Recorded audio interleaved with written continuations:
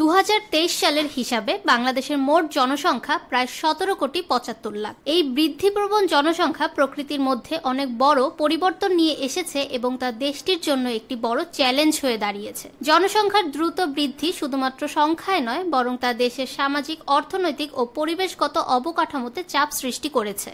বাংলাদেশের জনসংখ্যা গত 50 বছরে ব্যাপকভাবে বৃদ্ধি পেয়েছে। 1971 সালে দেশের জনসংখ্যা ছিল মাত্র 60 কোটি। তবে প্রতিটি বছর এই সংখ্যা বৃদ্ধি পেয়েছে, যা এখন 17 কোটির কাছে পৌঁছেছে। জনসংখ্যার বৃদ্ধির হার প্রতি বছর আরও দ্রুত বাড়ছে, যার ফলে দেশের বিভিন্ন ক্ষেত্রে, বিশেষ করে শিক্ষা, স্বাস্থ্যসেবা ও জীবনযাত্রার মানে চাপ বেড়ে যাচ্ছে। বিশ্বের বেশিরভাগ উন্নত দেশের তুলনায় বাংলাদেশের জনসংখ্যার বৃদ্ধির হার অনেক বেশি। বিশ্বব্যাপী যেখানে অনেক দেশে জনসংখ্যার বৃদ্ধি স্থিতিশীল বা ধীরগতির, সেখানে বাংলাদেশ এই বৃদ্ধি বজায় রেখেছে। এর পেছনে বড় কারণ হিসেবে বলা যায় দেশের স্বাস্থ্যসেবা এবং জীবনযাত্রার মানের উন্নতি, যা মানুষের গড় আয়ু বৃদ্ধি করতে সাহায্য করেছে। বাংলাদেশের জনসংখ্যার বৃদ্ধির পিছনে একাধিক কারণ রয়েছে। প্রথমত, দেশের প্রজনন কর্মকাণ্ড এবং জনগণের জীবনযাত্রার মান উন্নত হওয়া অন্যতম কারণ। এর পাশাপাশি শিক্ষা, স্বাস্থ্যসেবা এবং সামাজিক নিরাপত্তার ব্যবস্থা উন্নতি জনসংখ্যার বৃদ্ধির একটি বড় কারণ হিসেবে চিহ্নিত হয়েছে।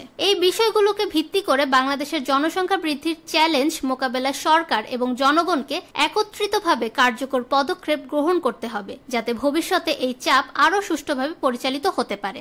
ফাহমিদা বিনতে আনোয়ার, নিরপেক্ষ নিউজ ডেস্ক, ঢাকা।